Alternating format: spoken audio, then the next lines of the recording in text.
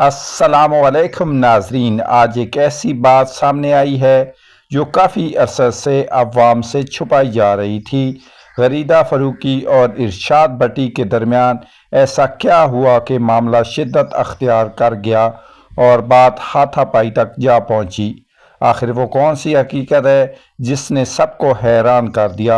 इस पूरी कहानी को जानने के लिए वीडियो को आखिर तक ज़रूर देखिए और अपनी राय कमेंट सेक्शन में ज़रूर दें। चलें अब देखते हैं ये मुकम्मल वीडियो और फिर करते हैं इस पे तफसील से बात।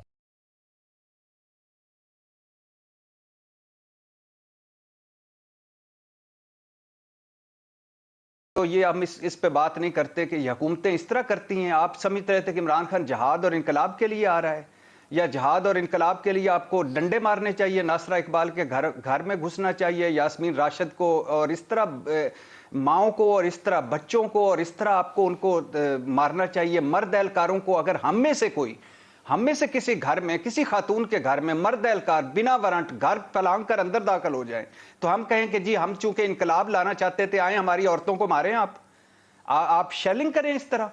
यह है आपकी आज़ादी इज़हार राय और इंसानी हकूक और ABCDEFGH।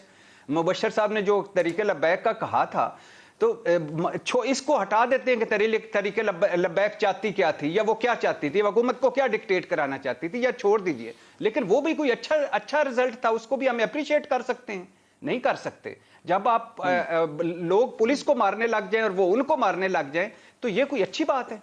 यानी आपने जो कुछ किया, इसमें कौन सी तहरीकें चलाई हैं मुस्लिम लीग नून ने, मुझे जरा दें। 5 स्टार मिनरल के अलावा, 5 स्टार लॉन्ग मार्च के अलावा कितनी तहरीकें चलाई हैं? हाँ। ये 2 मरतबा शहबाज शरीफ एयरपोर्ट पर उतरे थे, गिरफ्तारियां पेश की थी, 21-22 लोग थे बाहर खड़े हुए, उन्होंने घसीट के अंदर दोबारा जहाज में बिठाया और लेके चले गए। भट्टी साहब, मुबशर साहब ने जो बात कही थी ना, वो ये कह रहे थे कि जनाब नून लीग को ना इलेक्शन लड़ना आता है। वो कहते हैं जी इलेक्शन लड़ना आता है। नहीं, आगे सुन लीजिए, हल्के की सियासत बेहतर जानते हैं, वो ये आर्गुमेंट होगा। सुन लीजिए, ये छोड़ दे। मैं कह रहा हूं ना कि ये हमारी कौम का और हमारा मसला नहीं है कि ये इन्होंने कहां जा शहबाज शरीफ साहब पर फर्द जुर्म ऐद होनी थी, वो वजीर आजम बन गए। हमजा शहबाज पे फर्द जुर्म ऐद होनी थी, वो वजीर आला बन गए। और अब उनकी कस्में खा रहे हैं कि कमाल वो हैं, और फिर उसमें भी दिखा रहे हैं। यानी आप अंदाजा करें खुदा के लिए, यानी दुनिया के किसी भी, अमेरिका के जज हों, बरतानिया की अदालतें हों, और ये टीटी वाला और आसिफ अली जरदारी साहब का 35 वॉल्यूम वाला केस वहां ले जाएं, तो मैं देख सकता हूं कि कैसे बच सकते हैं। वो लोग जिनको अंदर होना चाहिए था, वो लोग जिनको जेलों में होना चाहिए था, वो हमारे हुक्मरान हैं यार। खुदा के लिए आप घर में रखते हैं यार इस तरह? कोई मुझे एक बताएं, कुक रखते हैं, माली रख लेंगे जो मुल्जम होगा, आप अपने घर का ड्राइवर रख लेंगे जो पेशियां भुगत रहा होगा, जिसपे मुकदमे इल्जामात ही समझ लें, इल्जामात ही होंगे और वो पेशियों पे होगा। आप मुल्क थमा देते हैं उसको, और फिर उसमें से अजीबो गरीब दानिश। भट्टी साहब, यहाँ पे फिर सवाल उठता है, भट्टी साहब यहाँ पे सवाल उठता है कि फिर कौन सा सियासतदान है जिसपे इल्जामात नहीं है? पाकिस्तान के हर सियासतदान पे तो कोई ना कोई इल्जाम है, क्या करें फिर? भाईजान, मैंने कब कहा है कि ए या बी या सी? मैं कहता हूं किसी को नहीं होना चाहिए यार। ये 22 करोड़ का मुल्क है, 24 करोड़ का मुल्क है, खुदा के लिए यार। किसी भी जिस पर इल्जाम हो, और वो हो उसने हमें लूटा है, हमें चीट किया, हमें धोखा दिया, हमने उसको वोट दिए, हमने उसको खुद मुख्तार बनाया, और वो उसने उसके बाद, सुन लीजिए ना भाईजान, कैरेक्टर होता है। मंसूर साहब, ये बात ना करें आप। नहीं, अब आप मुझे एक बात बताएं, पर्सनल डोमेन, पर्सनल क्या होती है डोमेन? मुझे एक बात बताएं, आप पर्सनल कैरेक्टर की बात कर रहे हैं। आप जब घरों में घुसने की बातें कर रहे हैं, जब आप मोहसिन बेग के घर में घुस जाते हैं बगैर पर्चे के, बगैर लोकल पुलिस को लेके, सादा कपड़ों में FIA के एहलकार चले जाते हैं गैर कानूनी तौर पे, उसके बच्चों को मारते पीटते हैं, तो आप उसके ऊपर बजाय नादिम होने के, आप भट्टी साहब कह रहे हैं, मैं सबकी बात नहीं, एक मिनट, सबकी बात नहीं कर रहे। असद तूर के साथ क्या हो रहा है, हामिद मीर के साथ क्या हो रहा है, अफसार आलम के साथ क्या हो रहा है? आप जो गरीदा फारूकी और आसमा शराजी को सोशल मीडिया पे आप जो इतना विक्टिमाइज कर रहे हैं, आप उनको जो अलकाब दे रहे हैं यार, आप कैरेक्टर असैसिनेशन, जो उससे बड़ी कोई असैसिनेशन होती है? और फर्द जुर्म, बड़ी माजरत के साथ, हमारे छोटे भाई हैं भट्टी साहब, फर्द जुर्म एक कानूनी तरीका होता है जिसमें, यानी जिसके ऊपर इल्जाम होता है, उसको कहा जाता है जी आपके ऊपर ये इल्जाम है, तो वो कहता है जी मैं नहीं एक्सेप्ट कर रहा, या मैं एक्सेप्ट कर रहा हूं, उसके बाद केस प्रोसीड होता है।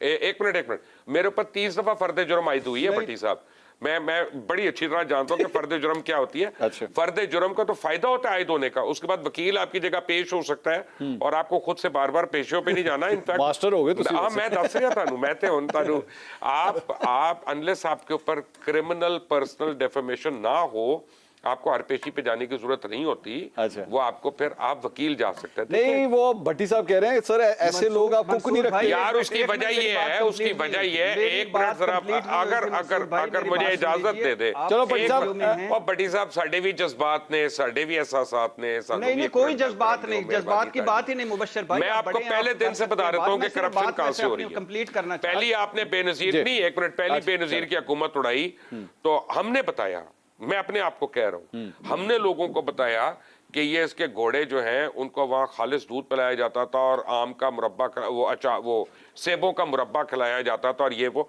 और बाद में एहसास हुआ मुझे कि दुनिया में कोई घोड़ा दूध तो पीता ही नहीं है, ठीक है ना, और ना सेबों का मुरब्बा खाता है। खबर गलत थी, खबर गलत थी। आपने डिफरेंट तरीके से अपने मुल्क में हर पॉलिटिशियन को किसी न किसी तरह रगड़ा मारा है क्योंकि वो सॉफ्ट टारगेट होता है। यार मुबशर साहब, आप खुद एक जमाने में कितने प्रोग्राम कर चुके हैं नवाज शरीफ शहबाज शरीफ के खिलाफ। मैं तो मान रहा हूं, मैंने कहा मैंने भी किया, तो वो भी गलत थी। अब को यार आज मुझे घोड़ा नहीं मिला जो दूध पीता हो या सेबों का मुरब्बा खाता हो। यार आपसे मेरे ख्याल में शायद यार मुझे भट्टी बताइए साहब ने नवाज शरीफ के खिलाफ नहीं, भट्टी साहब ने नवाज शरीफ शहबाज शरीफ के खिलाफ ऐसी खबरें नहीं की जो आपने की। Okay, let me rephrase it, आपको भी मैं तसल्ली दे दूं जरा। मैंने बिल्कुल जो मैं कर समझता हूं मैंने वो किया। मैं कुछ सही और गलत किया डिक्टेशन की बात नहीं कर रहा, लेकिन 10 साल मुशर्रफ के और 4 साल इमरान खान के, 14 साल बहुत हैं किसी के ऊपर साबित करना अगर उसने कोई जुर्म किया। अच्छा। और अगर हम लोग नहीं कर सके साबित तो then everybody should shut up. Nawaz Sharif corrupt है कि नहीं है? यार अदालत आपकी कहेगी तो मैं मान लूंगा, मेरी किताब में है, मेरी किताब में है। अच्छा। यानी मेरी किताब में करप्शन हुई है। हाँ। लेकिन अदालत में नहीं प्रूव हुआ तो नहीं हुआ, नहीं हुआ है ना, अभी तो वो सजा याफ्ता है। वो करप्शन डिफरेंट प्रूव हुई है। मैं डिफरेंट करप्शन की बात कर रहा हूं, आप अकामा की बात कर रहे हैं। हाँ। ठीक है ना, आप अकामा की बात करें। चलिए अब मेरी बात भट्टी साहब, अच्छा मेरी बात जल्दी करें, मैं भट्टी साहब के पास जाना है, वो बात कंप्लीट करना चाहूं। मैं अर्ज करता हूं कि इतने ईमानदार क्योंकि आदमी थे और इकोनॉमी इतनी अच्छी चला रहे थे माशाल्लाह कि हर 8 महीने बाद अपना फाइनेंस मिनिस्टर बदल लेते थे कि खुदा ना खास्ता हम सिंगापुर से आगे ना चले जाएं, वो बेचारे एहसास कंपनी का शिकार हो जाएंगे। हर 9 महीने के बाद फाइनेंस सेक्रेटरी बदल लेते थे, 1 साल के बाद चेयरमैन FBR बदल लेते थे और स्टेट बैंक तो कंट्रोल ही नहीं हो रहा था। वो अब बॉम्बे और बांग्लादेश से आगे जा रहा था, तो हमने कहा स्टेट बैंक को वर्ल्ड बैंक के हवाले कर दो, ये कि हमारे डॉलर को ना और कमजोर कर दे। इससे पहले मैं भट्टी साहब के पास जाऊं, मैंने नवाज शरीफ के हवाले से आपसे सवाल किया है, इमरान खान साहब करप्ट हैं या नहीं? क्यों नहीं है? अच्छा, क्यों नहीं? नवाज शरीफ के बारे में अभी आप कह रहे हैं कि जी उनको मेरी नजर में नहीं, इमरान खान को आपने मैंने ये नहीं कहा, नो मैंने कहा मेरी नजर में है, अदालत में साबित नहीं हुआ। आपकी नजर में इमरान खान करप्ट है? मैं तो नवाज शरीफ की भी बात कर रहा हूँ। इमरान खान किस तरह करप्ट है? क्या करप्शन? मंसूर साहब, आप मुझे एक बात बताइए, अगर मैं आपको बताता हूं कि आप फर्ज करें मैं आपके ऊपर इल्जाम लगाता हूं और एक लम्हे के लिए हम समझते हैं कि वो इल्जाम सही है, मफरूजे के तौर पे, तो आप पैसे लेंगे को घर बनाने के लिए, आप पैसे लेंगे को फार्म बनाने के लिए, आप पैसे लेंगे गाड़ी लेने के लिए, को फैक्ट्री लगाने के लिए, वो। और भाई एक आदमी का 40 करोड़ रुपए का नया घर कंस्ट्रक्ट हो रहा है, वो कोई और आके कर देता है।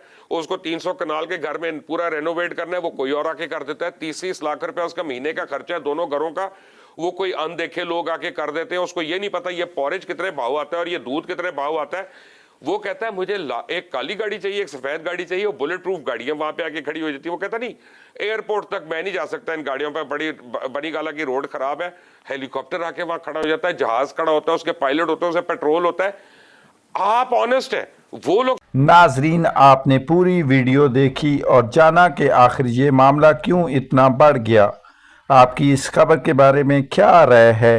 क्या ये सब हकीकत है या फिर मामले को बढ़ा चढ़ाकर पेश किया गया? अपनी राय कमेंट सेक्शन में ज़रूर शेयर करें। अगर आपको हमारी वीडियो पसंद आई हो तो वीडियो को लाइक करें, चैनल को सब्सक्राइब करें और बेल आइकन को ज़रूर दबाएं ताकि आने वाली हर नई अपडेट आप तक सबसे पहले पहुंच सके। मिलते हैं अगली वीडियो में एक नई खबर और दिलचस्प मौजू के साथ। अल्लाह हाफिज़।